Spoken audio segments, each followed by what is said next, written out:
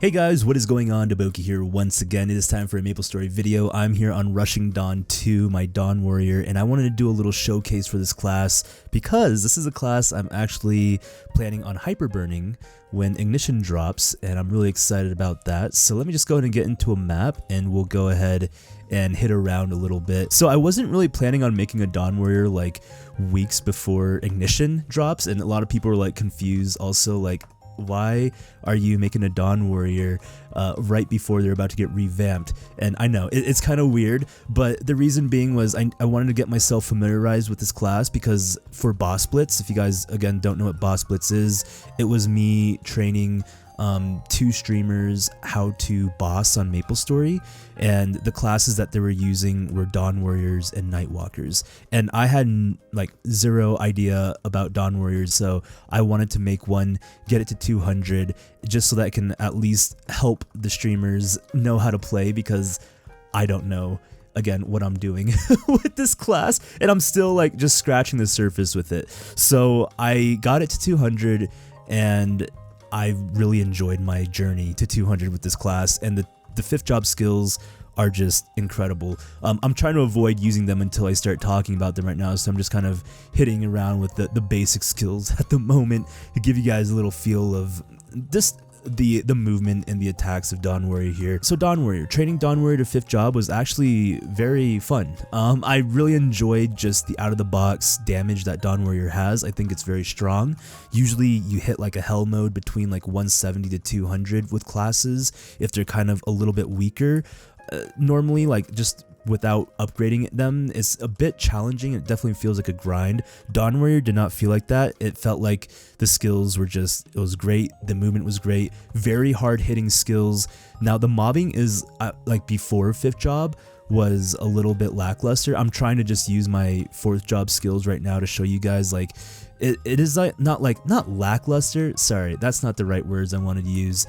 It's just not clearing a lot of the maps, or like compared to some of the other classes, you know. But the great thing about Dawn Warrior was just how powerful it was. Again, just out of the box, the power that it was packing, it was a lot. So the mobs that you were hitting, it felt good and you were able to clear them pretty fast, or at least that was my experience. And the mobility for Dawn Warriors, it just felt smooth, you know, being able to move around the maps and being able to jump around. So it felt good. So what I wanted to do is talk a little bit about 5th job first, and then talk a little bit about the playstyle and how I felt about it, and then might go hit a boss just to go see a little bit of the boss action of a 200 Dawn Warrior. I know I'm not really that far in, but the first skill I wanted to talk about was Flare Slash, which you kind of can see throughout when I was hitting earlier. Just these periodically the big explosions will happen throughout the map, and that's just the Flare Slash that's proccing throughout. So you get these big booms, and it's already increasing your mobbing potential quite a bit, which is awesome. And I think 5th job is like all about setting yourself up for success for mobbing, because man, the mobbing is pretty insane here. Next is Celestial Dance, which creates like an after image of you doing more damage, and it also procs all your like rising sun, falling moon stance. Dawn Warrior is all about like these stances and alternating stances, or at least this Dawn Warrior. I don't know how the Ignition Dawn Warrior will be, so I'm gonna go ahead and pop Celestial Dance here. Really beautiful animation.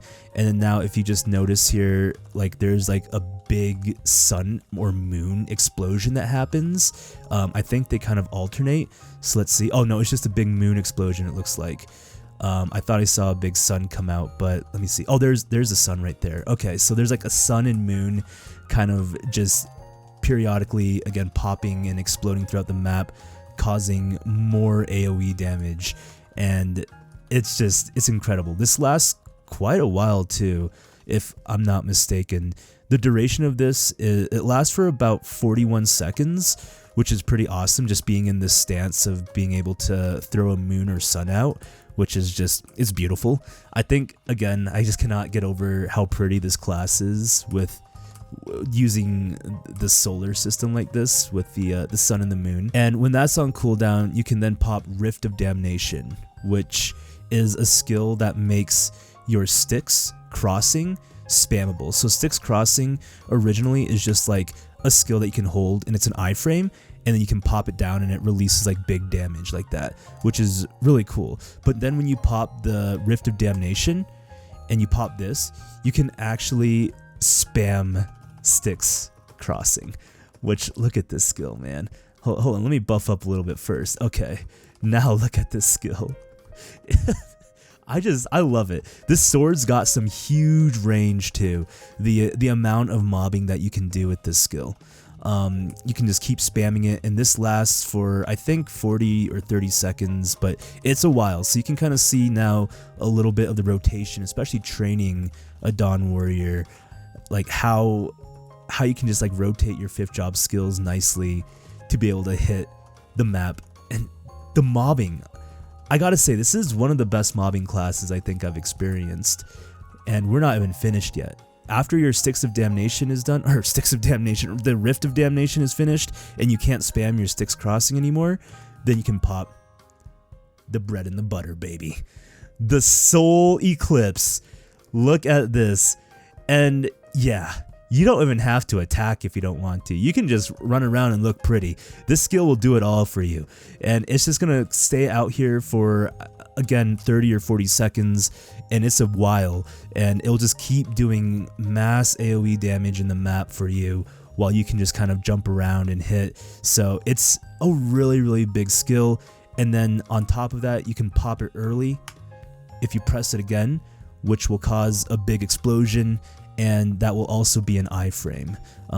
That's actually 2 iframes built in one, the Soul Eclipse. So when you initiate it and when you pop it, those are both iframes, which it's just beautiful. And I know I was talking a bit, but now Celestial Dance is online again, you know, and now we can use Celestial Dance and cycle through our next 5th job rotation. So I really like with Dawn Warriors. Now it's weird for me to actually talk about this because I'm not familiar with the changes for the Ignition Dawn Warriors, and maybe it's wrong for me to even make this video because everything could be changed. I heard Dawn Warriors get a huge revamp and change, but let's just pretend and use our imaginations that this is the Dawn Warrior right now, right? Like the only Dawn Warrior that exists. I know it's going to be very different, and I'm going to be making another impressions video on the Dawn Warrior when that happens, but I just want to say, like, the training on this class, or like what I can kind of see so far, like I haven't popped a totem yet post 200. I just really like the potential of rotating all your 5th job skills and being able to use your 5th job skills frequently in your training rotation. And just the damage, the raw damage that Dawn Warriors has just feels really good. I know I have like links and legions and such for my account, but I would like to think that Dawn Warriors, because I've tested this out with other classes with my same account, and it just feels like Dawn Warriors has a bit of a stronger kit, being able to hit harder just without upgrading too much. So that felt really nice. I think the theme of Dawn Warriors is just like super pretty, and again, this might get changed up in Ignition because I heard Dawn Warriors get changed with the Ignition, like their whole theme, but the whole like planets and the sun and the moon cycle is just, it was really cool, and I really like that a lot. Man, now I'm like really hoping they don't take that away too much from Dawn Warriors, but I'm excited to see what's to come with them. But if you notice on top of my head, you know, we got like half sun, half moon there, and this is like the stance that you kind of always want to be in, is the equinox, where you have both of the moon and the sun cycle. So this was also kind of interesting too, because each skill has like 2 versions of attacks. They have the sun attack and then the moon attack. If you notice, like when I'm attacking, you got like the blue and the red. It seems like for this version of the Dawn Warrior, like these previous stances don't really matter, like falling moon and rising sun. Before, like when I was training, before I hit 4th job, like you would probably only want to be in falling moon so that you can do mobbing. Like I guess your moon stance is like for mobbing, and your rising sun stance was for bossing. But there's never a scenario where you would ever want to be in rising sun, because when you even get to the time where you can start to boss, you're going to always want to be in equinox stance, which combines both stances. So if I turn off equinox stance, right, and I'm only in the sun stance, you notice like I'm only doing 1 set of skills. Like you wouldn't want to ever boss with this, like you want to combine the stances, and then if I put on like falling moon stance, right? Like this is the falling moon stance. You notice like it's just the blue skill. So it seems like these stances become pretty obsolete. Like they just get combined into one with Equinox. So if I turn on then Equinox stance, then if I keep tapping the skill, you notice it just cycles through both of them. So I kind of understand it, but then I also kind of don't. Like with the separation of stances, because in my mind they kind of, yeah, they just go away. You just always want to be in Equinox for everything that you're doing, training or bossing.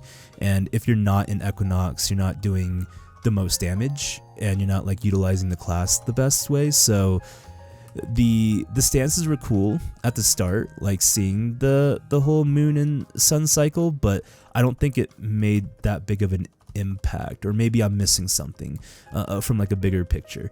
But I know a lot of these skills kind of, they do sink in with those stances, you know, like the celestial dance. It kind of makes it so that when you do have the celestial dance out, you can see both the moon and the sun kind of pop out while you're in Equinox form. And some skills you can only use while you're in, when you have both the stances going. So kind of interesting, and I am curious to see how it's going to be with the new Dawn Warrior, if they decide to keep both of those stances or if they're going to change the stances up. But I liked it, you know, it was kind of fun seeing the moon and the sun. Just kind of having that extra detail in there was nice, but I don't think it was too necessary for the class. But it was nice though, and it makes the class really pretty having those stances out. But let's get ourselves into a boss, and yes, it's going to be Horntail. I'm sorry if you guys are sick of seeing Horntail. I feel like all my showcase videos I go into Horntail, but I think it's just a good boss to kind of experience. I forgot to show you guys my stats, but this is what I'm rocking right now with my stats. I don't even have anything in boss damage right now. This was just all for training for my hyper stats. I'm gonna try to save, I think, most of my bursts for when we're in the body phase, but ideally, like, I think you just kind of want to keep doing this. This is the bossing style. I got trained a little bit by a Tobe tree for Dawn Warrior, because he's a Dawn Warrior main. He's another one of the coaches. And actually, speaking of the coaches, if you look on the top of the screen, we can see that Eliza Foss, Mimi, is doing her coaching session right now. Team Orange Mushroom, let's go.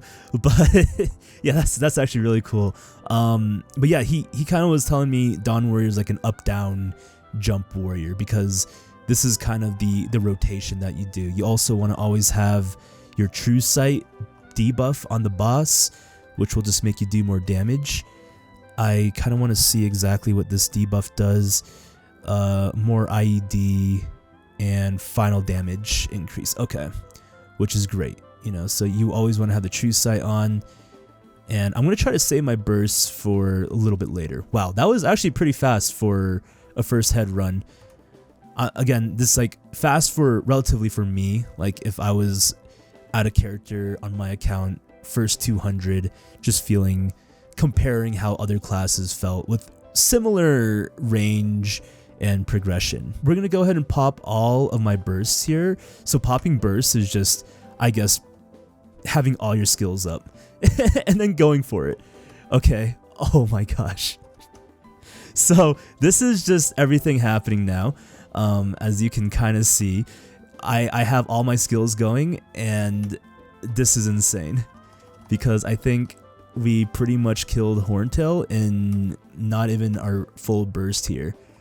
In our first like initiate burst phase, which there it is, that's CHT down. I want to say this is by far like one of the fastest CHT clears I had at 200 with a brand new 5th job with my account.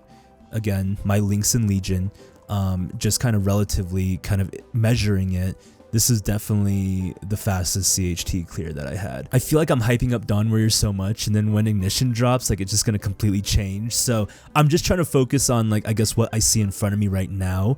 And I know when Ignition drops, it could be a whole new class, but I wish I experienced more of this class earlier and sooner, but I'm also excited that I did get to experience it when I did, so that I can appreciate or see the changes a little bit in more real time when the ignition hits. I forgot to even talk about the lore of Rushing Dawn 2. Alright, well, if you guys made it to the end of the video, then you guys get a special little lore session on Rushing Dawn 2.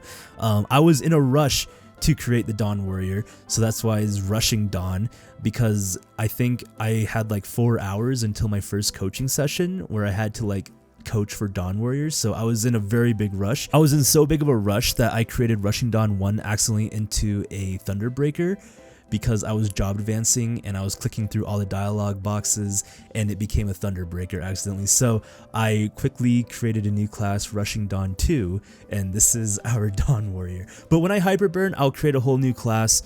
I want to start it out from, you know, zero, ground up again. So we will not be hyperburning this class. We will probably not be seeing this class again, unfortunately, but this was a very fun introduction into Dawn Warrior, and I am very excited to see what Dawn Warrior has to offer. Ladies and gentlemen, I just want to say thank you so much for watching. I really appreciate all the support.